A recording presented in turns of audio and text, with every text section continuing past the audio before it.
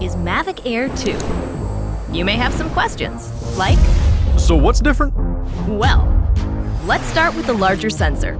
There's a lot more pixels, 48 megapixels to be exact, which means you can do this. And then shoot a hyperlapse in 8K. With Smart Photo, every shot is a masterpiece. Yeah, but photos aren't really my thing.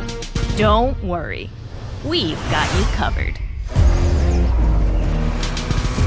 It also does 4K 60p video. You can also slow things down. Way-do. And yes, there's HDR video. How's the flight time? It's fantastic. You're looking at up to 34 minutes in the air, a new record for the Mavic series. We've added ocusync 2.0, so you can fly longer and see clearer.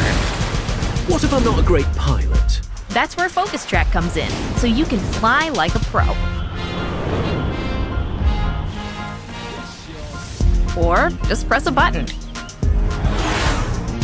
Here's the best part: automatic obstacle avoidance. Okay, but what do I do with all these shots? Here's an idea. Use the DJI Fly app to edit and share your moments with just a tap. So, what's different?